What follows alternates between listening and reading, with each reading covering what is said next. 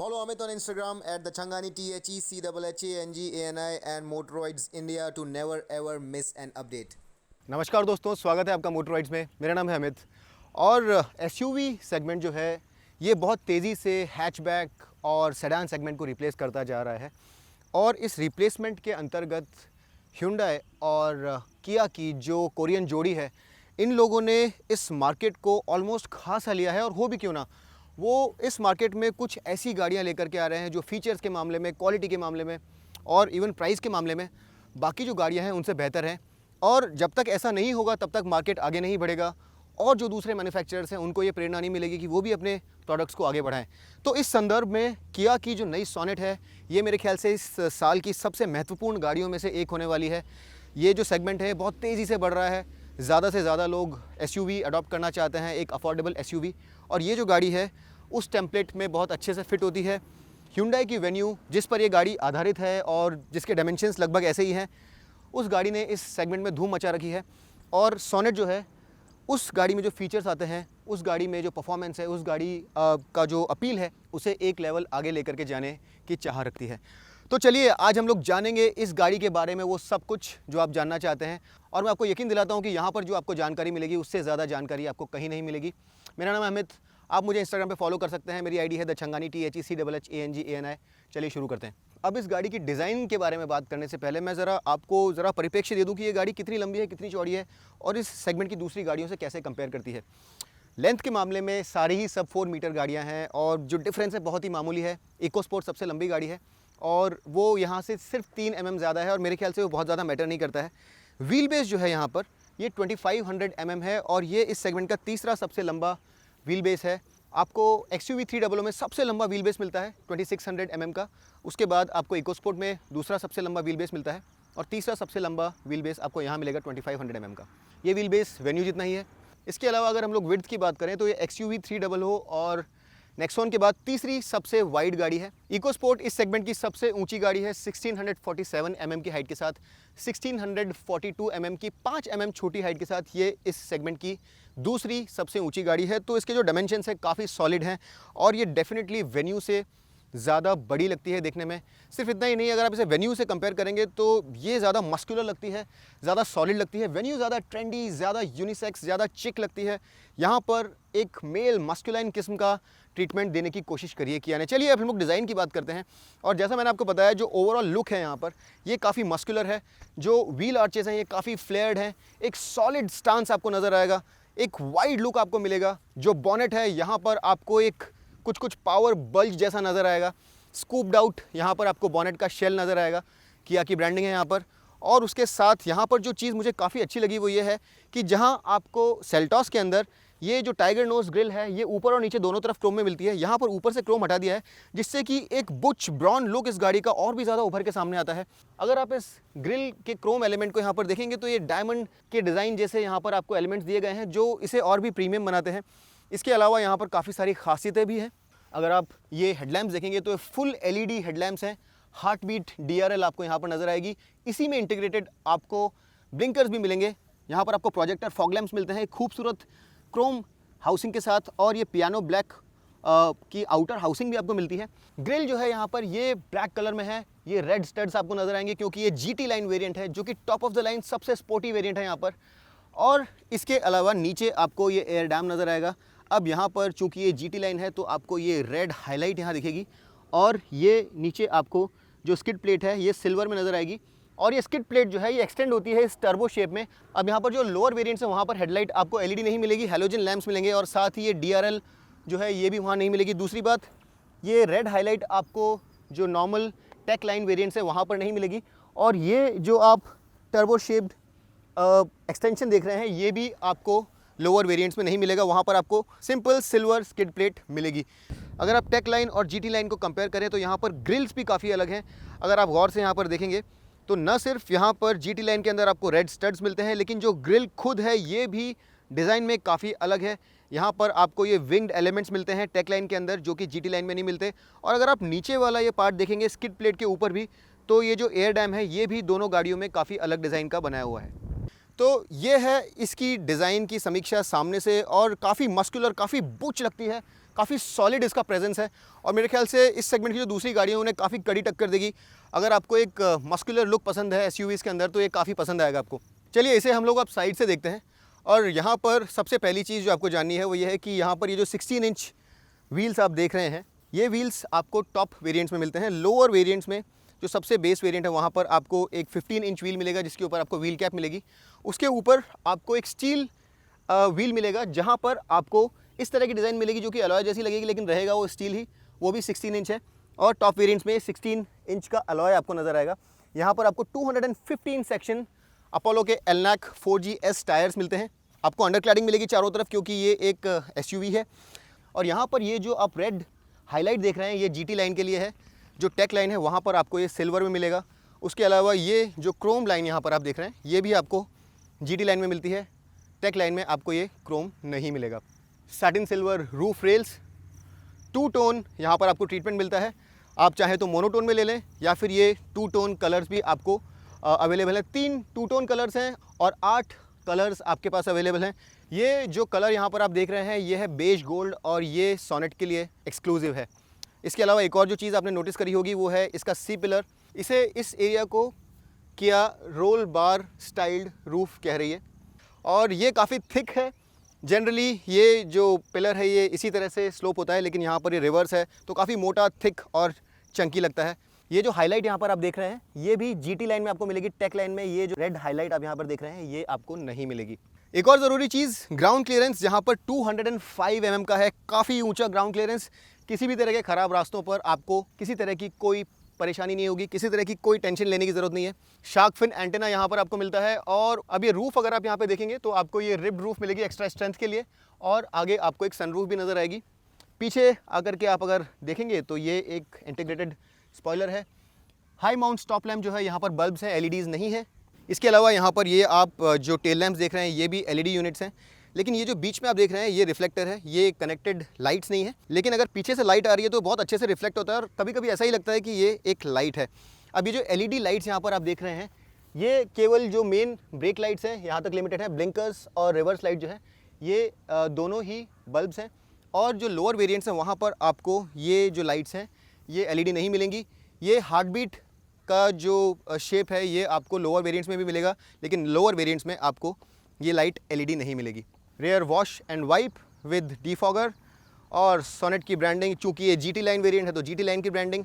और ये जो है ये turbo TGDI 1 litre turbo engine है तो उसकी ब्रांडिंग भी आपको यहाँ पर मिलेगी। अब ये नीचे वाला जो पार्ट आप देख रहे हैं ये जीटी लाइन में आपको ब्लैक में मिलेगा विद दीज रेड हाईलाइट्स, लेकिन अगर आप टेक लाइन लेंगे तो वहाँ पर ये पूरा आपको सिल्वर में मिलेगा जो स्किड प्लेट है और वहाँ पर आपको ये रेड हाईलाइट भी नहीं मिलेंगे।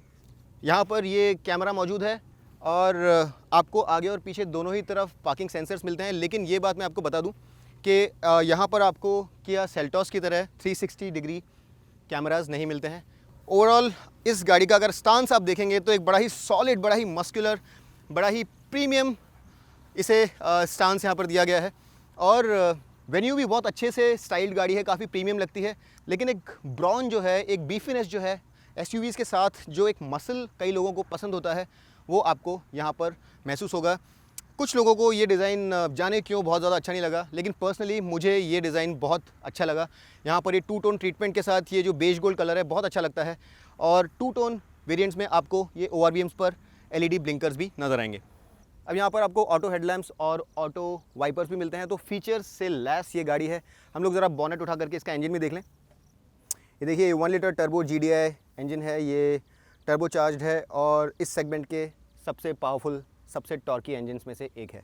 ये देख रहे हैं यहाँ पर किसी तरह का कोई इंसुलेशन नहीं है तो क्या इससे अंदर ज़्यादा नॉइज़ आती है? मैं आपको बताता हूँ बहुत जल्द। बहुत ही सॉलिड एक भार वाली की यहाँ पर आपको मिलती है और लॉक अनलॉक और रिमोट बूट रिलीज़ के साथ साथ आपको ये जो बटन है ये मिलता है रिमोट इंजन स्टार्ट के लिए। चलिए चालू करके देखते हैं गाड़ी को।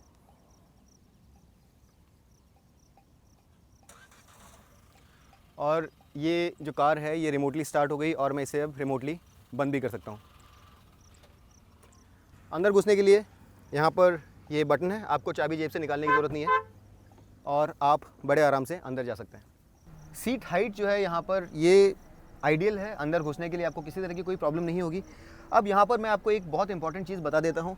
ये जो इंटीरियर आप देख रहे हैं ये आपको बहुत सारे अलग अलग कलर्स में मिलने वाला है। ये top of the line GT line variant है। आपको टेक लाइन के अंदर कुछ अलग कलर्स मिलेंगे, कुछ अलग फीचर्स मिलेंगे। मैं कोशिश करता हूँ कि आपको वो सब चीज़ें बताऊँ पहले। तो ये जो इंटीरियर आप देख रहे हैं ये ऑल ब्लैक इंटीरियर है। यहाँ पर ये जो AC वेंट्स पर आप एक्सेंट्स देख रहे हैं और भी जो दूसरे एक्सेंट्स देख रहे हैं ये पियानो ब्लैक में फिनिश्ड है। All black interior with black seats, red stitching, top of the line GT variant. अगर आप टेक लाइन में जाएंगे तो वहाँ पर आपको दो ऑप्शंस मिल सकते हैं। आपको या तो all black interior with silver accents मिलेगा या फिर ब्लैक बेज का 2 टोन ट्रीटमेंट मिलेगा, जहाँ पर सेमी लेदरेट यानी कि आधा लेदर आधा फैब्रिक या फिर पूरी तरह से लेदरेट अपहोल्स्ट्री मिलेगी। अगर आप ब्लैक इंटीरियर के साथ वहाँ पर जाते हैं तो वहाँ पर आपको फैब्रिक अपहोल्स्ट्री या फिर सेमी लेदरेट अपहोल्स्ट्री मिलेगी। तो ये चीज़ आप ध्यान रखिए। इसके अलावा ये जो स्टीयरिंग आप यहाँ पर देख रहे हैं ये डी कट यानी कि फ्लैट बॉटम स्टीयरिंग है। यहाँ पर आपको रेड हाईलाइट्स भी मिलते हैं, लेकिन आपको दूसरे जो वेरिएंट्स हैं वहाँ पर ये राउंड स्टीयरिंग मिलेगा। अब हम लोग अगर स्पेस की यहाँ पर बात करें तो किया के खुद के जो इंटरनल सर्वेज हैं उनके हिसाब से यहाँ सामने आपको वेन्यू के मुकाबले 10 mm लेस लेगरूम मिलता है, लेकिन पीछे आपको 20 mm ज़्यादा लेगरूम मिलेगा वेन्यू के मुकाबले। यहाँ पर आपको ब्रेज़ा के मुकाबले भी ज़्यादा लेगरूम मिलता है। इसके अलावा एक और जो क्लेम है किया का वो ये है कि यहाँ पर आपको बेस्ट इन क्लास विजिबिलिटी मिलती है और इसके लिए उन लोगों ने जो ए पिलर की थिकनेस है इसे कम किया है और जो बॉनेट की विजिबिलिटी है ये भी बहुत क्लियर है। आपको बॉनेट कहाँ है ये आपको नज़र आता है। तो ये जो सारी चीज़ें हैं इससे आपकी विजिबिलिटी इंप्रूव होती है। साथ ही आपको रियर व्यू मॉनिटर मिलता है जिससे आप ड्राइव करते वक्त अगर पीछे कोई बैठा है और आपको विजिबिलिटी ज़रा ख़राब है तो आप ये जो रियर व्यू मॉनिटर है इसे यूज़ करके पीछे का दृश्य देख सकते हैं और इसे आप इस तरह से चेंज कर सकते हैं ताकि जो एग्जैक्टली गाड़ी के नीचे वाला एरिया है उसे आप क्लियरली देख सकें। अगर कोई खड्डा है या कोई ऑब्स्ट्रक्शन है तो आपको क्लियरली नज़र आएगा। ये भी विजिबिलिटी में एनहांसमेंट करता है। प्लस पार्किंग सेंसर जो आगे और पीछे हैं ये भी आपके सेंस ऑफ अंडरस्टैंडिंग की कोई ऑब्स्ट्रक्शन तो नहीं है उसे और इम्प्रूव करते हैं। तो दोस्तों ये तो बात हुई GT लाइन और टेक लाइन के बीच में कुछ जो डिफरेंसेस हैं, बट वेरिएंट वाइज भी यहाँ पर आपको कुछ डिफरेंसेस मिलेंगे और जो बड़े डिफरेंसेस हैं वो आपको बताता हूँ। अब यहाँ पर ये जो बड़ी खूबसूरत जो 10.25 इंच HD स्क्रीन आप देख रहे हैं ये आपको सारे वेरिएंट्स में नहीं मिलेगी। लोअर वेरिएंट्स में आपको 3.8 इंच का 2 DIN सेटअप मिलेगा। उसके अलावा अगर आप मिड वेरिएंट्स में जाते हैं तो वहाँ पर आपको 8 इंच की काफ़ी अच्छी स्क्रीन मिलेगी, लेकिन वहाँ पर आपको जो यूवो कनेक्ट फीचर्स हैं वो नहीं मिलेंगे।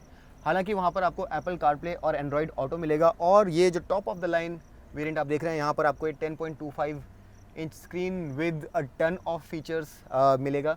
इसके साथ ही साथ आपको यूवो कनेक्ट मिलता है। अब यहाँ पर ये जो यूवो की कनेक्टेड फीचर्स हैं यहाँ पर आपको ओवर द एयर अपडेट्स मिलेंगे, जिससे कि मैप्स और भी जो सारे फीचर्स हैं वो अपने आप अपडेट होते जाएंगे। तो इसका अपडेशन बहुत ईजी हो गया है और साथ ही यहाँ आपको नए वॉइस कमांड्स मिलते हैं। मैं आपको इसके कुछ कमांड्स बोल के दिखाता हूँ। How can I help you? Hello किया, open window. Opening the driver's window. अब ये AC मैंने बंद कर दिया है। How can I help you? Hello किया, टर्न ऑन AC।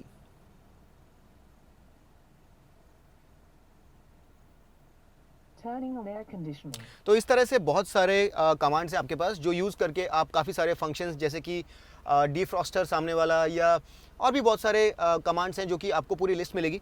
ये वॉइस कमांड्स यूज़ करके आप काफ़ी सारे फंक्शंस जो हैं इस गाड़ी के कंट्रोल कर सकते हैं। यहाँ पर अगर आप इंस्ट्रूमेंट कंसोल को भी देखेंगे तो ये जो छोटी स्क्रीन आप यहाँ पर देख रहे हैं ये 4.2 इंच की कलर स्क्रीन है। ये भी आपको टॉप वेरिएंट्स में मिलती है। लोअर वेरिएंट्स में आपको 3.5 इंच की मोनो कलर स्क्रीन मिलेगी। अब इंस्ट्रूमेंट कंसोल की हम लोग बात कर रहे हैं तो ज़रा इसे भी देख लें। लेफ़्ट में आपको टैको मिलेगा और राइट में यहाँ पर आपको फ्यूल गेज नज़र आएगी। यहाँ पर आपको इंजन टेम्परेचर गेज नज़र आएगा और बड़ा स्पीडो। उसके साथ ही आपके जो मोड्स हैं उन्हें आप यहाँ से इस तरह से चेंज कर सकते हैं। आपको यहाँ पर टायर प्रेशर मॉनिटरिंग सिस्टम भी मिलता है जो एक बड़ा अच्छा फीचर है। क्रूज़ कंट्रोल आपको यहाँ पर मिलेगा। ये देखिए ये GT लाइन वेरिएंट है तो यहाँ पर आपको जो पेडल्स हैं steel pedals with rubber grips मिलते हैं। बहुत ही स्पोर्टी डेड पेडल वहाँ पर आपको नज़र आ रहा होगा। फ्यूल लिड रिलीज़ और ये bonnet release, engine start stop, traction control of, parking sensors on end of और हेडलाइट लेवलिंग। अब यहाँ पर अगर आप देखेंगे तो ये एक अम्ब्रेला होल्डर है इधर, हालांकि यहाँ पर एक छोटी बॉटल रखी हुई है और इस अम्ब्रेला होल्डर में ड्रेन्स भी है जिससे पानी नीचे गिर जाए। यहाँ पर एक बड़ी वाटर बॉटल आ सकती है, साथ ही कुछ स्पेस है। इलेक्ट्रिक फोल्डिंग मिरर्स जो कि इलेक्ट्रिकली एडजस्टेबल है। और ये जो मटेरियल है यहाँ पर, ये हालांकि बहुत सॉफ्ट टू टच नहीं है लेकिन हार्ड मटेरियल भी नहीं है, और ये अगर आप इसे नेल्स से स्क्रैच करने की कोशिश करते हैं तो स्क्रैच नहीं होता है। काफ़ी अच्छा, काफ़ी बढ़िया क्वालिटी का टेक्सचर्ड मटेरियल है। और ये सैटिन सिल्वर यहाँ पर आपको इंसर्ट्स मिलेंगे, साथ ही ये एक पैटर्न नज़र आएगा और ये लेदरेट आर्म पैड नज़र आएगा विद स्टिचिंग। और इस तरह से आप इसे एक हैंडल के तौर पे भी यूज़ कर सकते हैं। अब चूंकि ये top of the line GT line variant है तो इंफोटेनमेंट यहाँ पर जो है ये बेटर है। यहाँ पर आपको 6 स्पीकर्स प्लस 1 सबवूफर का बहुत ही शानदार बोस ऑडियो मिलता है। और यहाँ पर भी आपको साउंड मोड लाइटिंग मिलती है जो कि यहाँ से निकल के इस पैनल को इल्यूमिनेट करती है अलग अलग कलर्स में। यहाँ पर आपको आर्कमिस साउंड मोड्स भी मिलते हैं। अब यहाँ पर जो बोस सिस्टम है ये आपको बहुत सारी फ्लेक्सिबिलिटी देता है और यहाँ पर आप जो साउंड का सेंटर है इसे चेंज कर सकते हैं। यहाँ पर आपको वेरिएबल वॉल्यूम मिलेगी, तो जो स्पीड है गाड़ी की उसके अनुसार आपकी वॉल्यूम भी चेंज हो जाएगी। तो ये जो सारे फीचर्स हैं यहाँ पर मौजूद हैं। इसके अलावा एक बड़ा ही ज़बरदस्त फीचर जो वर्ल्ड फर्स्ट कह रहा है किया, वो ये है कि यहाँ पर एयर प्योरीफायर के साथ साथ आपको वायरस प्रोटेक्शन भी मिलता है। और ये गिमिक नहीं है, क्योंकि जो एयर सर्कुलेट होती है वहाँ पर आपको पहले एक बहुत ही छोटे पार्टिकल फ़िल्टर करने वाला हेपा फ़िल्टर होता है जो कि ज़्यादातर पार्टिकल्स को फ़िल्टर कर देता है, और उसके बाद UVC जो रेज़ होती हैं उसके द्वारा बैक्टीरिया और वायरस को किल करके 99.9% तक इस कैबिन को वायरस और बैक्टीरिया फ्री ये जो सिस्टम है ये बना देता है। तो यहाँ पर आपको एयर फिल्टर के साथ साथ वायरस प्रोटेक्शन भी मिलता है और साथ ही आपको मिलता है एयर परफ्यूम जो कि मौजूद है यहाँ पर। फिल्टर की लोकेशन यहाँ पर है और आप इसे निकाल करके क्लीन करके वापस इस तरह से डाल सकते हैं। यहाँ पर आपको परफ्यूम्स भी मिलते हैं और आप अलग अलग परफ्यूम्स की फ्रेग्रेंसेस में से चूज़ करके अंदर का जो फ्रेग्रेंस है उसे एनहांस कर सकते हैं। यहाँ पर ये अगर आप ग्लव बॉक्स देखेंगे तो ये काफ़ी बड़ा 7 लीटर्स प्लस ग्लव बॉक्स है, लेकिन ये कूल्ड नहीं है। यहाँ आपको आर्मरेस्ट जो है इसके नीचे थोड़ा बहुत स्पेस मिलता है। यहाँ पर आपका एक वॉलेट आ सकता है, अगर आपके पास एक छोटा सेलफोन है तो वो भी आ सकता है। और ये आर्मरेस्ट जो है ये आगे और पीछे एडजस्टेबल नहीं है। बड़ा वायरलेस चार्जिंग सिस्टम मिलता है जहाँ पर कूलिंग भी इनेबल्ड है। तो एक बड़ा सेलफोन जो है देखिए यहाँ पर बड़े आराम से आ गया। इसके अलावा ये एक और स्पेस है, यहाँ पर एक चार्जिंग USB, ये एंड्रॉयड ऑटो और एप्पल कारप्ले के लिए USB और एक 12 वोल्ट पावर सॉकेट आपको मिलता है। 2 कप होल्डर्स आपको यहाँ पर नज़र आएंगे। और इसके अलावा अगर आप यहाँ देखेंगे तो आपको एक वैनिटी मिरर दिखेगा। यहाँ पर टोल टिकट होल्डर है, ऑटो डिमिंग मिरर्स यहाँ पर मौजूद हैं, सनग्लासेस होल्डर मौजूद है, 2 फ्रंट लाइट्स, और इसके साथ ही साथ ये जो सनरूफ है बहुत ज़्यादा बड़ी नहीं है, छोटी है, लेकिन यहाँ मौजूद है और इस तरह से 1 टच फंक्शन करती है। अब AC जो है, किया का बोलना है कि इंडियन क्लाइमेटिक कंडीशंस के हिसाब से किया ने कुछ चेंजेस किए हैं और AC एनहांस किया गया है ताकि यहाँ की ज़्यादा गर्मी जो है उसे अच्छे से हैंडल कर सके, ज़्यादा एफिशिएंट कूलिंग दे सके। और कूलिंग जहाँ तक आज की बात है, काफ़ी गर्म दिन है और ये जो AC है काफ़ी एफिशिएंटली कूल कर रहा है। इसके अलावा हॉर्न जो है इसे भी किया ने ज़्यादा मजबूत बनाया है और इसका जो साउंड है ये ज़्यादा स्ट्रॉन्ग किया है इंडियन कंडीशंस के हिसाब से। यहाँ पर ब्रेकिंग जो है इसे भी इम्प्रूव किया गया है इंडिया के लिए। यहाँ पर क्लच की ड्यूरेबिलिटी को भी ज़्यादा बढ़ाया गया है।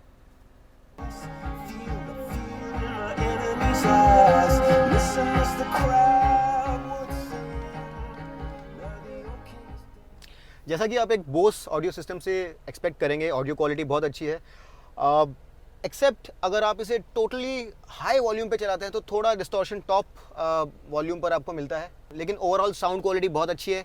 यहाँ पर ये जो सिस्टम है इसमें आपको साउंड मूड लाइटिंग भी मिलती है जैसा मैंने आपको बताया। और अगर आप यहाँ पर जाकर के देखेंगे तो ये साउंड मूड्स हैं यहाँ पर, जिसे कि आप अलग अलग तरीके से सेट कर सकते हैं। यहाँ पे कलर थीम्स भी हैं, तो एम्बिएंट लाइटिंग भी यहाँ पर इसके साथ ही इंटीग्रेटेड है।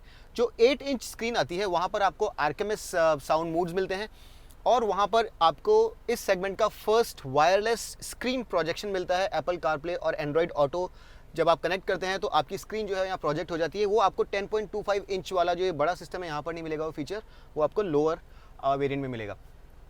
इसके साथ यूओ यानी योर वॉइस वाला जो कनेक्टेड कार फीचर है वो ऑब्वियसली यहाँ पर मिलता है। 57 फीचर्स हैं यहाँ पर, और ये जो सारे फीचर्स हैं ये एक ई सिम के द्वारा यहाँ पर कनेक्टेड कार आपको मिलती है। और ये जो सारे फीचर्स हैं ये आप यूज़ कर सकते हैं। इसके द्वारा आप रिमोटली कार स्टार्ट कर सकते हैं। यहाँ पर आपको जियो फेंसिंग मिलती है, और ये सारी चीज़ें हमने पहले किया सेल्टॉस में भी देखी थी। और यहाँ पर ये जो आप बटन्स देख रहे हैं ये आप यूज़ करके जो किया का कॉल सेंटर है वहाँ से हेल्प लेने के लिए, इमरजेंसी सर्विसेज RSA या फिर नेविगेशन के लिए इस्तेमाल कर सकते हैं। यहाँ पर आपको स्प्लिट स्क्रीन मिलती है जिससे कि आप जो भी कर रहे हैं, जो भी देख रहे हैं, उसमें आपको सहूलियत हो, अलग अलग चीज़ें यहाँ पर आपको नज़र आएँ। और एक और बड़ी फीचर जो यहाँ पर मिलती है वो ये है कि आप 2 अलग अलग फ़ोन्स को इस इंफोटेनमेंट सिस्टम के साथ कनेक्ट कर सकते हैं। और एक फ़ोन को चाहे तो कॉल के लिए या दूसरे फ़ोन को म्यूज़िक के लिए आप यूज़ कर सकते हैं। और टॉगल करना बड़ा ही ईजी है। जैसे यहाँ पर आप अभी देख रहे हैं, ये मैंने अभी एक फ़ोन कनेक्ट कर रखा है, तो अगर आपने दूसरा फ़ोन कनेक्ट कर रखा है तो यहाँ से आप उसे टॉगल कर सकते हैं। तो इस तरीके से आप 2 फ़ोन्स एक साथ इस सिस्टम के साथ कनेक्ट कर सकते हैं। चलिए कुछ और चीज़ें यहाँ पर हम लोग देख लेते हैं। यहाँ पर आपको ये रियर व्यू मॉनिटर मिलता है, और साथ ही आपको मिलती है वेंटिलेटेड सीट्स जो इस सेगमेंट के लिए बहुत ही ख़ास हैं। कंफर्ट में बड़ा इजाफा करती हैं, आराम में बड़ा इजाफा करती हैं। आपको क्लाइमेट कंट्रोल यहाँ पर मिलता है। उसके साथ ही जो बटन्स हैं कुछ इस तरह से हैं, यहाँ से आप करते हैं टेम्परेचर कंट्रोल, यहाँ से फ्लो कंट्रोल, और यहाँ पर ये जो 2 बटन्स आप देख रहे हैं इसके द्वारा आप ड्राइव मोड्स और ट्रैक्शन मोड्स सेलेक्ट कर सकते हैं। तो देखिए यहाँ पर आपको इको, नॉर्मल और स्पोर्ट मोड्स ड्राइव मोड में मिलते हैं, और ट्रैक्शन के लिए आपको मिलता है स्नो, मड और सैंड मोड। अब ये ऑल व्हील ड्राइव तो है नहीं, लेकिन ट्रैक्शन कंट्रोल को यूज़ करके, ब्रेक्स को यूज़ करके ये कुछ हद तक आपको हेल्प करता है कि अगर आप कहीं से किसी ख़राब सिचुएशन में फंस गए हो तो आपको निकालने में मदद करे। ये बड़ा इंटीग्रेटेड आपको एक पैनल मिलता है जिसमें इंस्ट्रूमेंट कंसोल और इंफोटेनमेंट स्क्रीन दोनों साथ में आते हैं। पियानो ब्लैक में बड़ा शानदार लगता है। इंटीरियर यहाँ पर अगर आप देखेंगे तो जो सीट्स हैं ये भी GT लाइन में आपको बड़ी बेहतरीन नज़र आएंगी। Ribbed seats with red accents बड़ी खूबसूरत लगती हैं। GT लाइन का यहाँ पर आपको बैजिंग मिलता है, और ओवरऑल अगर आप यहाँ पर बैठे हैं तो आपको डेफिनेटली लगेगा कि आप इस सेगमेंट की सबसे प्रीमियम गाड़ी में बैठे हुए हैं। इसमें कोई दो राय नहीं है। यहाँ पर आपको 6 एयरबैग्स भी मिलते हैं। सेफ्टी इस गाड़ी की ज़बरदस्त है। साथ ही आपको इलेक्ट्रॉनिक जो स्टेबिलिटी है वो भी मिलती है, ट्रैक्शन कंट्रोल मिलता है, ABS मिलता है। तो ये सारी चीज़ें इसे काफ़ी सॉलिड गाड़ी बना देती हैं। और मेरे ख्याल से अगर आप प्रीमियमनेस की बात करें तो डेफिनेटली ये गाड़ी इस सेगमेंट की सबसे प्रीमियम गाड़ी मेरे ख्याल से बिना किसी शको शुबा के बन के सामने आती है। अब यहाँ सीट हाइट एडजस्टमेंट अवेलेबल है। हेडरूम भी काफ़ी अच्छा खासा है, तो आप में से जो लंबे लोग हैं उन्हें कोई प्रॉब्लम नहीं होगी। एक शिकायत जो मुझे है यहाँ पर वो ये है कि ये स्टीयरिंग टिल्ट एडजस्टेबल है लेकिन टेलीस्कोपिक नहीं है। शिकायत करना नहीं चाहिए, लेकिन इस गाड़ी में कमियाँ बहुत कम है, तो मैंने सोचा मेंशन कर दूँ। तो ये एक फ़ीचर यहाँ पर मिसिंग है। इसके अलावा ये जो मैट्स यहाँ पर आप देख रहे हैं काफ़ी प्रीमियम लगते हैं। Top of the line GT line variant में ये आपको सोनेट की ब्रांडिंग के साथ ये कलर्ड मैट नज़र आएगा। सीट्स अपने आप में बहुत कंफर्टेबल हैं। मुझे पर्सनली ये सीट्स बहुत अच्छे लगे। इसका बोल्स्टरिंग बहुत अच्छा है, और वेंटिलेटेड होने के कारण गर्मी भी नहीं लगती है। गर्म मौसम में भी आपको ये ठंडा रखता है। मुझे बैक सपोर्ट और थाई सपोर्ट इसका बहुत अच्छा लगा। बैक का मुझे इशू है, बट यहाँ पर मुझे कंफर्ट, इसका जो पैडिंग है, जो थिकनेस है, वो बहुत सही लगा। मेरे ख्याल से आप में से जिन लोगों को ड्राइविंग कंफर्ट चाहिए उन्हें ये सीट्स बहुत अच्छी लगेंगी। सीट हाइट आगे की तरह पीछे भी आइडियल है।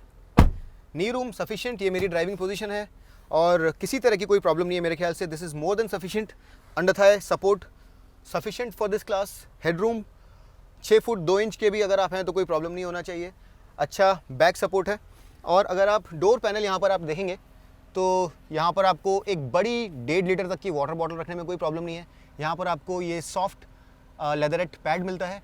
और पीछे वाले जो बटन्स हैं ये 1 टच नहीं है, केवल ड्राइवर साइड जो बटन है वो 1 टच है। पीछे आपको ये AC वेंट्स भी मिलेंगे, और यहाँ पे जैसा आप देख रहे हैं एयर क्वालिटी इंडेक्स आपको नज़र आएगा। ये स्क्रीन आप आगे से बंद कर सकते हैं। एक USB सॉकेट मिलेगा और एक छोटा स्टोरेज आपको यहाँ पे नज़र आएगा। उसके अलावा wide armrest with 2 cup holders, adjustable headrests, isofix child mounts, ये सारी फीचर्स यहाँ पर मौजूद हैं। तो किसी तरह की कोई कमी मुझे नज़र नहीं आ रही है यहाँ पर। ये जो लाइट है ये पीछे वाले पैसेंजर्स के लिए है। हैंडल प्लस हुक, और जो पैनल्स हैं यहाँ पर भी same high quality material use किया गया है जो आगे किया गया है। ओवरऑल ये जो सीट्स हैं यहाँ पर अगर आप बात करें लेग रूम की, तो वेन्यू से 20 mm ज़्यादा आपको लेग रूम और 20 mm ज़्यादा शोल्डर रूम मिलता है। तो बैक सीट जो है यहाँ पर असल में वेन्यू से ज़्यादा ज़रा स्पेस आपको मिलता है। लेकिन अगर आप इसे ब्रेजा से कंपेयर करें तो बड़ा मामूली सा 3 mm और 4 mm का डिफरेंस है लेग रूम और शोल्डर रूम में, जो कि मेरे ख्याल से नेग्लिजिबल है। लेकिन ये जो स्पेस है डेफिनेटली वेन्यू से ज़्यादा खुला खुला है और यहाँ पर आपको ज़रा ज़्यादा स्पेस मिलेगा। बीच की सीट शॉर्ट डिस्टेंसेस के लिए ठीक है, बहुत लंबे डिस्टेंसेस के लिए ये सीट ना तो डिज़ाइन करी गई है और ना ही यहाँ पर मेरे ख्याल से आपको लंबे डिस्टेंसेस के लिए बैठना चाहिए। यहाँ पर आपको ये लैप बेल्ट मिलती है, फुल 3 पॉइंट सीट बेल्ट यहाँ पर आपको नहीं मिलेगी। और ये जो सीट्स हैं इन्हें आप पूरी तरह से नीचे गिरा सकते हैं, मैं आपको करके बताता हूँ। लेकिन यहाँ पर आपको 60-40 स्प्लिट सीट्स नहीं मिलेंगी। ओवरऑल सब 4 सेगमेंट के लिए ये सीट्स काफ़ी अच्छे से कॉन्टोर्ड हैं, इनकी पैडिंग काफ़ी अच्छी है, एसी बहुत अच्छे से काम करता है और इंसुलेशन बड़ा ज़बरदस्त है, साउंड क्वालिटी बहुत अच्छी है। तो ये जो सीट्स हैं यहाँ से विजिबिलिटी बहुत अच्छी है, बड़ी विंडोज़ हैं, आपको यहाँ पर बैठ कर के सब 4 सेगमेंट के लिहाज से किसी तरह की कंप्लेंट करने का कोई अधिकार नहीं है। अब हम लोग बात करते हैं एक बहुत ही प्रैक्टिकल, बड़ी ही महत्वपूर्ण फीचर की, जो है किया सोनेट का बूट स्पेस। और देखिए ये बड़ा जो बूट स्पेस है ये इस सेगमेंट का सबसे बड़ा बूट स्पेस है, and that too by a big margin. यहाँ पर 392 लीटर्स का बूट स्पेस मिलता है, जो कि 50 लीटर्स ज़्यादा है सेकंड बेस्ट बूट स्पेस के मुकाबले, जो है इको स्पोर्ट में 352 वहाँ पर मिलता है और वेन्यू में आपको मिलता है 350, यानी कि वेन्यू से 42 लीटर्स ज़्यादा बूट स्पेस है। और ये ऑलमोस्ट डस्टर, जो कि एक सेगमेंट ऊपर है इन टर्म्स ऑफ स्पेस, जहाँ पर 400 लीटर्स का स्पेस मिलता है, उसके बराबर ये यहाँ पर आप पहुँच रहे हैं। तो मेरे ख्याल से यहाँ पर ये जो चीज़ है ये बहुत महत्वपूर्ण है और बहुत लोगों के लिए बड़ी अपीलिंग चीज़ है, क्योंकि XUV 300 जो है बहुत फीचर रिच गाड़ी होने के बावजूद यहाँ पे मार खा गई थी। 260 लीटर्स का बूट स्पेस था वहाँ पर सिर्फ, और ये मेरे ख्याल से बड़ी इंपॉर्टेंट चीज़ है। आपकी अगर एक बड़ी फैमिली है तो काफ़ी सारा सामान यहाँ पर आप डाल करके एक लंबे हॉलीडे के लिए जा सकते हैं। यहाँ पर आपको बूट में लाइट मिलती है, ये यहाँ पर आपको सबवूफर का स्पीकर नज़र आएगा, और इसके नीचे अगर आप देखेंगे तो आपको एक छोटे साइज़ का 195 सेक्शन 15 इंच रिम्स के ऊपर गुडईयर एश्योरेंस टायर दिखेगा। फुल साइज व्हील यहाँ पर नहीं है, लेकिन आपको सुरक्षा तक लेकर के जाएगा एक पंक्चर के केस में। एक छोटी बट महत्वपूर्ण बात, ये पार्सल ट्रे जो है इसे निकाल करके आप इसे ऊपर तक लोड कर सकते हैं, और चूंकि आपके पास वो रेयर व्यू मॉनिटर है तो आपकी जो विजन है वो रिस्ट्रिक्ट नहीं होगी। और वो रीज़न है कि वो जो रेयर व्यू मॉनिटर है, आगे मैंने आपको जो दिखाया था, वो बहुत इंपॉर्टेंट है। आप इस स्पेस को ज़्यादा अच्छे से यूटिलाइज़ कर सकते हैं। एडवाइजेबल टेक्निकली नहीं है, लेकिन वो जो रेयर व्यू मॉनिटर है वो आपको बूट को भी ज़्यादा अच्छे से लोडअप करने में हेल्प करेगा। तो दोस्तों अभी हम चला रहे हैं किया सोनेट का top of the line variant 1 litre turbo DCT, 7 speed DCT है यहाँ पर। इसके अलावा आपको एक 6 स्पीड IMT भी मिलता है यहाँ पर। प्रॉपर मैनुअल ट्रांसमिशन यहाँ पर आपको नहीं मिलेगा। इसके अलावा एक 1.2 लीटर नेचुरली एस्पिरेटेड पेट्रोल भी है, जो सबसे बेसिक वर्जन है यहाँ पर। वहाँ पर आपको 83 PS का पावर और 115 न्यूटन मीटर्स का टॉर्क मिलता है। फ्यूल एफिशिएंसी वहाँ पर आपको 18.4 के आसपास मिलती है। यहाँ पर आपको 18.3 किलोमीटर्स पर लीटर की फ्यूल एफिशिएंसी मिलती है। इसके अलावा एक डीजल है 1.5 लीटर, वहाँ पर आपको 100 PS का पीक पावर और 240 न्यूटन मीटर्स का पीक टॉर्क मिलता है। वहाँ पर आपको 6 स्पीड का मैनुअल ट्रांसमिशन मिलता है। और अगर आपको डीजल में ऑटोमेटिक चाहिए तो आपको एक अच्छे स्टेट ऑफ ट्यून में 115 PS के पावर और 250 न्यूटन मीटर्स के साथ 6 स्पीड का ऑटोमेटिक ट्रांसमिशन भी मिलेगा। तो बहुत सारे यहाँ पर आपके पास इंजन और ट्रांसमिशन ऑप्शंस अवेलेबल हैं। लेकिन बहरहाल यहाँ पर ये जो इंजन है, इसकी जो ख़ास बात है वो ये है कि ये इस सेगमेंट के सबसे बेहतरीन पेट्रोल इंजन्स में से एक है, सबसे पावरफुल, सबसे ज़्यादा टॉर्की। फोर्ड इको स्पोर्ट का भी इको बूस्ट इंजन पहले आता था, लेकिन अब वो नहीं आता है। वहाँ पर अब 1.5 लीटर नेचुरली एस्पिरेटेड इंजन देते हैं, जो कि इतना टॉर्क प्रोड्यूस नहीं करता है। बहरहाल ये जो इंजन और ट्रांसमिशन कॉम्बो है, ये अपना 0 to 100 करता है सिर्फ 11.3 सेकेंड्स में, और इसका जो IMT वेरिएंट है वो अपना 0 to 100 करता है 12.3 सेकेंड्स में। दोनों में फ्यूल एफिशिएंसी में ज़्यादा डिफरेंस नहीं, 18.3, 18.4 kmpl का यहाँ पर ARAI फ्यूल एफिशिएंसी आपको मिलता है सर्टिफाइड। अब अगर आप रियल वर्ल्ड फ्यूल एफिशिएंसी की बात करें तो सिटी में आपको 12-13 के आसपास फ्यूल एफिशिएंसी मिलेगा, और हाईवे पर लगभग 17 kmpl तक का फ्यूल एफिशिएंसी आपको मिल सकता है। और आप में से ज़्यादातर लोग जानना चाहते होंगे कि ये गाड़ी ड्राइव कैसे करती है, इसका हैंडलिंग कैसा है, परफॉर्मेंस कैसा है। अब किया की माने तो किया का ये कहना है कि यहाँ पर राइड कंफर्ट जो है ये काफ़ी बेहतर रहेगा इस सेगमेंट की दूसरी गाड़ियों से। लेकिन क्या ये सच है? तो दोस्तों मेरा जो असेसमेंट है इस गाड़ी का वो ये है कि ये ना तो बहुत ज़्यादा प्लश है, जैसे कि अगर आप वेन्यू को देखें तो वेन्यू बहुत प्लश, बहुत ही सॉफ्ट सपल राइड क्वालिटी आपको प्रोवाइड करती है। और ये डिफरेंस कहीं ना कहीं जो है ये आपको क्रेटा और सेल्टॉस में भी नज़र आएगा। क्रेटा का जो राइड क्वालिटी है बहुत ही बेहतरीन है, बहुत ही एब्जॉर्बेंट है। उसी तरह से वेन्यू का जो राइड क्वालिटी है वो बहुत ही बेहतरीन है, बहुत ही एब्जॉर्बेंट है। उस तरह की सुपर एब्जॉर्बेंट राइड क्वालिटी यहाँ पर ज़रा एब्सेंट है, मैं ये कहना चाहता हूँ। क्योंकि जब आप स्लो स्पीड पे चलते हैं तो आपको डेफिनेटली एक फर्मनेस, एक बाउंसीनेस महसूस होगी इस गाड़ी के अंदर। सस्पेंशन ज़रा बिजी लगता है, उतना ज़्यादा कंफर्टेबल नहीं लगता है जितना कि आपको वेन्यू में महसूस होगा। और अगर आप इस चीज़ को इसकी डायनामिक एबिलिटी से कंपेयर करना चाहें कि शायद ये एक ज़्यादा स्पोर्टी कार है ड्राइव करने के लिए, तो कुछ हद तक हाँ, क्योंकि यहाँ पर स्टीयरिंग व्हील में ज़रा ज़्यादा वेट है। यहाँ पर ड्राइविंग मोड्स भी हैं, तो आप स्पोर्ट मोड में जब डालते हैं तो स्टीयरिंग में एक आर्टिफिशियल वेट आ जाता है, लेकिन स्टीयरिंग बहुत ज़्यादा डायरेक्ट और बहुत ज़्यादा नेचुरल नहीं लगता है। एक जो एंथुसियास्ट होगा उसे ये स्टीयरिंग बहुत ज़्यादा कम्युनिकेटिव नहीं लगेगा। और जो सस्पेंशन है, जैसा मैंने आपको बताया, ये ज़रा बिजी लगता है। हालांकि ये फर्म है, लेकिन फिर भी अपने कंफर्ट के गोल को पाने के लिए जो सेटअप किया गया है उसके कारण ये ऐसा लगता है कि जो रफ पैचेस हैं वहाँ पर ज़रा स्ट्रगल कर रहा है। और जब आप इसे फास्ट कॉर्नर्स पर भी लेते हैं, जब क्विक टर्निंग्स होते हैं, तो ऐसा लगता है कि जो टायर्स हैं वो पूरी तरह से कनेक्टेड नहीं है रोड के साथ में, थोड़े स्किटिश फील करते हैं। तो ये जो सस्पेंशन और राइड क्वालिटी वाला एक डिपार्टमेंट है, ये मेरे ख्याल से एक अकेला ऐसा डिपार्टमेंट है जहाँ पर किया सोनेट बहुत ज़्यादा हाईली स्कोर नहीं करती है। ये सस्पेंशन और ये स्टीयरिंग सेटअप या तो एकदम कंफर्टेबल हो जाता है या फिर एकदम ड्राइवर ओरिएंटेड हो जाता है। ये कहीं बीच में होने की कोशिश करता है और ये कोशिश जो है ये बहुत ज़्यादा सक्सेसफुल नहीं होती है। ये गाड़ी काफ़ी कंफर्टेबल है, मैं ऐसा नहीं कहूँगा कि अनकंफर्टेबल है, लेकिन जब आप स्लो स्पीड पे चलाते हैं तो जो बाउंसीनेस है वो ज़्यादा महसूस होती है। और ये कहाँ होना चाहता है, ये बहुत कंफर्टेबल होना चाहता है या स्पोर्टी होना चाहता है, वो इसका कैरेक्टर बहुत ज़्यादा क्लियर नहीं है। यहाँ पे अगर आप ग्राउंड क्लियरेंस देखेंगे तो वेन्यू से ज़्यादा है ग्राउंड क्लियरेंस, और मेरे ख्याल से ग्राउंड क्लियरेंस बढ़ जाने के कारण जो सस्पेंशन की एब्जॉर्प्शन कैपेबिलिटी है उस पर फ़र्क उस कारण मेरे ख्याल से ज़्यादा पड़ा है।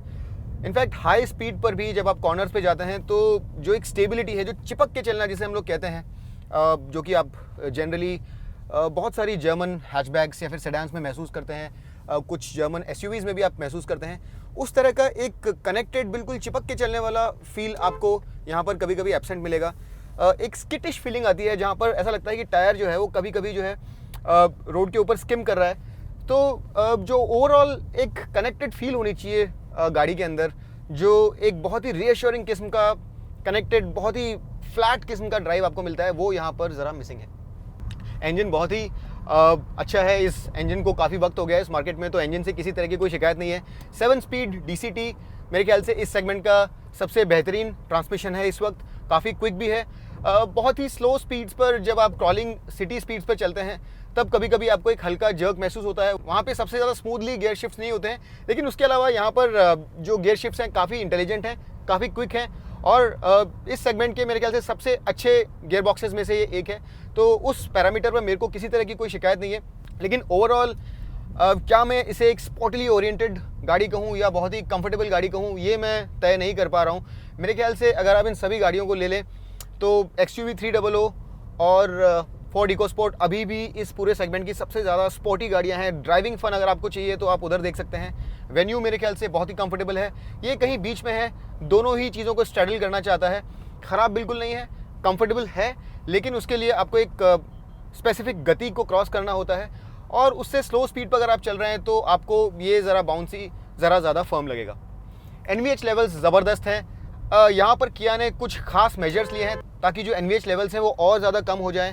बहुत सारी जगह पर अंडर बॉडी की आप बात कर लें या फिर जो बॉडी का स्ट्रक्चर है उसकी बात कर लें, बहुत जगह पर किया ने यहाँ पर इंजीनियरिंग के द्वारा एम्बिएंट नॉइज़ को, जो बाहर की नॉइज़ है उसे अंदर आने से कम करने के लिए बहुत सारे मेजर्स लिए हैं। और जैसा कि मैंने आपको दिखाया था, बॉनेट के नीचे किसी तरह का कोई इंसुलेशन नहीं है, लेकिन उसके बावजूद यहाँ पर अगर आप साउंड इंसुलेशन की बात करें तो मेरे ख्याल से इस सेगमेंट के बेस्ट इंसुलेटेड कैबिन्स में से ये एक होगा। यहाँ पर अगर आप आउटराइट परफॉर्मेंस की बात करें तो मेरे ख्याल से XUV 300 का डीजल जो है वो काफ़ी पंची है, लेकिन पेट्रोल इंजन्स में जितने भी इंजन्स हैं यहाँ पर, उनमें ये जो गाड़ी है ये आपको सबसे अच्छा, सबसे बैलेंस परफॉर्मेंस और फ्यूल एफिशिएंसी का ब्लेंड देती है। एक चीज़ जो मिस कर रहा हूँ वो ये है कि इस तरह के इंजन ट्रांसमिशन के लिए अगर पैडल शिफ्टर्स होते तो मज़ा ही आ जाता। मैं जानता हूँ कि इस सेगमेंट के लिए ये कंप्लेन करना बहुत ज़्यादा रीज़नेबल नहीं है, लेकिन फिर भी अगर यहाँ पर पेडल्स होते तो इसे चलाने में और ज़्यादा मज़ा आता। हालांकि यहाँ पर आप जैसा देख रहे हैं इस तरह से सीक्वेंशली भी आप मैनुअली शिफ्ट कर सकते हैं और ये गियर बॉक्स आप इस तरीके से मैनुअली भी यूज़ कर सकते हैं। ड्राइव मोड्स और ट्रैक्शन मोड्स यहाँ पर मौजूद हैं और ये आपने पहले किया सेल्टॉस और Hyundai क्रेटा में भी देखे होंगे। और उसी तर्ज पर यहाँ पर जो इको मोड है उसमें आपको काफ़ी अच्छी फ्यूल एफिशिएंसी मिल जाती है। नॉर्मल के अंदर आपको एक कंफर्टेबल नॉर्मल ड्राइव मिलता है जहाँ पर स्टीयरिंग ज़रा लाइट हो जाता है और ट्रांसमिशन ज़रा कम शार्प हो जाता है। अब मैं आपको ये भी बता दूं कि जब आप मैनुअल मोड में से लेकर के जाते हैं तो रेड लाइन जो है वो 6,500 RPM पर है और जो नेक्स्ट शिफ्ट होता है वो 6,500 RPM पर होता है। लेकिन अगर आप इसे स्पोर्ट मोड में चला रहे हैं तो फिर जो नेक्स्ट शिफ्ट है वो ज़रा नीचे 6,000 RPM पर होता है। तो ये भी एक ज़रा डिफरेंस है स्पोर्ट मोड में और मैनुअल मोड में। तो दोस्तों ओवरऑल काफ़ी वेल बैलेंस गाड़ी है, लेकिन जो सस्पेंशन का ज़रा फर्मनेस है और जो स्टीयरिंग में एक वेगनेस है, एकदम डायरेक्ट स्टीयरिंग नहीं है, बहुत इन्वॉल्विंग स्टीयरिंग नहीं है। मेरे ख्याल से ये दो ही ऐसी चीज़ें हैं जहाँ पर किया सोनेट बहुत ज़्यादा स्ट्रांगली इस सेगमेंट में उभर के सामने नहीं आती है। तो दोस्तों अब हम चला रहे हैं 1 लीटर टर्बो का IMT वेरिएंट। यहाँ पर 6 स्पीड मैनुअल ट्रांसमिशन है, यहाँ पर क्लच नहीं है, यहाँ पर इंटेलिजेंट मैनुअल ट्रांसमिशन जो है, यहाँ पर क्लच का कोई यूज़ नहीं है। तो जो एक बड़ी परेशानी होती है लोगों को क्लच के लिए लेफ़्ट लेग बार बार यूज़ करने के लिए, वो आपको नहीं करना पड़ेगा। ये वेन्यू में भी आ चुका है फीचर और इसका बड़ा ही डिटेल्ड रिव्यू मैंने पहले आपको करके दिया है, उसका लिंक आपको ऊपर मिल जाएगा। आपको ये भी बताया कि ये टेक्नोलॉजी कैसे काम करती है। यहाँ पर एक सेंसर होता है जो कि ये सेंस करता है कि अब आप गियर शिफ्ट करने वाले हैं, और जब ये उसे सेंस करता है तो जो ट्रांसमिशन कंट्रोल यूनिट है वो हाइड्रोलिक प्रेशर बिल्ड करती है और क्लच एंगेज और डिसएंगेज करने का काम वो हाइड्रोलिक प्रेशर ही करता है।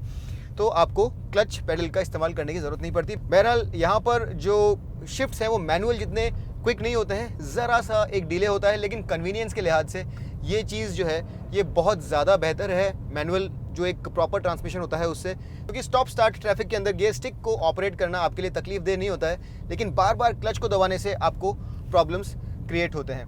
अब यहाँ पर जो 0 to 100 टाइम है लगभग 12.3 सेकेंड्स है और इसके अलावा फ्यूल एफिशिएंसी भी 18 किलोमीटर से ज़रा ज़्यादा है। आपको जो सिटी में फ्यूल एफिशिएंसी मिलेगी 12 to 13 और हाईवे पर लगभग 17 किलोमीटर्स पर लीटर की फ्यूल एफिशिएंसी मिलेगी। इस ट्रांसमिशन की अच्छी बात यह है कि ये स्टॉल नहीं होता है और मैनुअल में जिन लोगों को क्लच दबा करके हाफ क्लच में या फिर चढ़ाई पर प्रॉब्लम होती है उस तरह का कोई प्रॉब्लम नहीं होगा। अगर आप किसी गलत गियर में भी हैं तो गाड़ी सिर्फ आपको एक सिग्नल देती है कि आपको डाउन शिफ्ट करना है और डाउन शिफ्ट करते ही फिर गाड़ी नॉर्मली चलने लग जाती है। आप इनफैक्ट इसे stand still say second gear में भी उठा सकते हैं। थर्ड गियर में ये प्रॉब्लम करेगी, लेकिन सेकंड गियर में आपको कोई प्रॉब्लम नहीं होगी। और जो वार्निंग बीप आती है ये इस चीज़ पे डिपेंड करती है कि इंजन पर लोड कितना है। तो ज़रूरी नहीं है कि सेम स्पीड पर आपको बीप आए। अगर आप स्लोप पर जा रहे हैं तो हो सकता है एक हाई गियर में भी आपको बीप ना आए क्योंकि इंजन के ऊपर लोड कम है। तो यहाँ पर आपको बहुत ज़्यादा कन्वीनियंस मिलेगा। अगर आपको बहुत ज़्यादा पैसा खर्च नहीं करना है तो IMT जो है एक बड़ा ही किफ़ायती तरीका है। जो सिटी के अंदर तकलीफ़ होती है आपको क्लच दबा करके गाड़ी चलाने में, उसे ओवरकम करने के लिए, और फ्यूल एफिशिएंसी भी यहाँ पर बिल्कुल मार नहीं खाती है। तो ये जो चीज़ है यहाँ पर DCT के साथ बहुत अच्छे से मैश्ड इन है और वेन्यू में हमने इसका एक नज़ारा पहले भी देख लिया था। इसके अलावा मैं आपको एक और इम्पॉर्टेंट चीज़ बताना चाहता हूँ कि अभी हम लोग टेक लाइन वेरिएंट चला रहे हैं और अभी तक हम लोगों को जो स्पेसिफिकेशंस हैं, जो ब्रोशर्स हैं वो नहीं मिले हैं। लेकिन यहाँ पर देख करके मैं आपको बता सकता हूँ कि टेक लाइन के अंदर जो टॉप वेरिएंट्स हैं वहाँ पर आपको कुछ चीज़ें नहीं मिलेंगी। जैसे यहाँ पर वायरलेस चार्जिंग नहीं है, ये सिर्फ एक ट्रे है। इसके अलावा यहाँ पर मुझे कोई मोड्स भी नज़र नहीं आ रहे हैं। तो आपको ऑब्वियसली ड्राइव और ट्रैक्शन मोड्स भी यहाँ पर नज़र नहीं आएंगे। आपको फ्रंट पार्किंग सेंसर्स नहीं मिलेंगे। तो ये कुछ ऐसी चीज़ें हैं जो आपको features wise Tech Line variant के अंदर नहीं मिलेंगी। ओवरऑल जो ड्राइविंग डायनामिक्स हैं वो सेम है DCT की तरह ही, लेकिन यहाँ पर आपको मैनुअली शिफ्ट करना पड़ता है और बहुत कन्वीनियंट है इसे शिफ्ट करना। गियर बॉक्स एकदम मक्खन जैसा स्मूथ है। सिर्फ इतना आपको ध्यान रखना है कि यहाँ पर आपको एक हल्का सा रेजिस्टेंस महसूस होता है। वो सिर्फ इसलिए है क्योंकि जो सेंसर है वो ये चीज़ सेंस करता है कि अब आप गियर शिफ्ट करने वाले हैं। Styling, performance, engine options, transmission options, features, practicality, boot, आप ही मुझे बताइए इस गाड़ी में ऐसा क्या नहीं है जो आप चाहते थे। इस सेगमेंट में इससे ज़्यादा फीचर रिच और इससे ज़्यादा वर्सेटाइल गाड़ी मेरे ख्याल से दूसरी नहीं है और ये गाड़ी डेफिनेटली इस सेगमेंट में तहलका मचाएगी, ऐसा मुझे पूरा भरोसा है। कीमतें अभी अनाउंस नहीं हुई हैं तो मैं अपना फाइनल वर्डिक्ट नहीं दे सकता हूँ, लेकिन जिस तरह से किया और Hyundai की प्राइसिंग स्ट्रैटेजी रहती है, दोनों ही कंपनीज़ अपने प्रोडक्ट्स को बहुत क्लोजली मैच करती हैं और वेन्यू की जो कीमत है वो है 6.7 lakh rupees to 11.7 lakh rupees ex showroom. वहाँ पर डीजल ऑटोमेटिक आपको नहीं मिलता है, लेकिन जो top of the line 1.0 DCT है उसकी कीमत है 11.7 लाख रुपीज़। अब चूंकि यहाँ पर डीजल ऑटोमेटिक भी मिलेगा, वो भी एक ज़्यादा अच्छे ट्यून में, तो मेरे ख्याल से कीमत थोड़ी ज़्यादा बढ़ जाएगी। मेरा अनुमान है कि लॉन्च के वक्त इस गाड़ी की कीमतें भी 7 to 12.5 लाख रुपीज़ के बीच में रेंज करेंगी। अगर आप कुछ और जो दूसरी गाड़ियाँ इस सेगमेंट में आती हैं जहाँ पर आपको डीजल में AMT मिलता है, तो उनकी कीमत भी लगभग 12.5 लाख रुपीज़ तक जाती है। तो 7 to 12.5 13 लाख रुपीज़ तक की इस गाड़ी की प्राइस रेंज रहेगी। उसके साथ साथ आपको 3 इयर्स और अनलिमिटेड किलोमीटर्स की वारंटी मिलेगी। और इस प्राइस रेंज में बाकी जो प्लेयर्स हैं इस सेगमेंट में, उन्हें भगवान ही बचाए। इससे ज़्यादा मैं कुछ नहीं कहना चाहता। उम्मीद करता हूँ आपके सारे सवालों के जवाब आपको मिल गए, लेकिन फिर भी अगर आपके कोई सवाल रह गए तो उन्हें कमेंट सेक्शन में डाल दीजिए, मैं एक एक सवाल का जवाब दूंगा। मुझे इंस्टाग्राम पे फॉलो करना मत भूलिए। वीडियो पसंद आया तो लाइक ज़रूर कीजिए, सब्सक्राइब कीजिए मोटरॉइड्स को, वो बेल नोटिफिकेशन आइकन दबा दीजिए अगर आप सब्सक्राइब हैं तो भी, ताकि आपको हमारे अपडेट्स रेगुलरली मिलते रहें। अगली बार तक के लिए मैं आपका दोस्त अमित आपसे विदा लेता हूँ। तब तक के लिए rev hard, rev free and drive safe.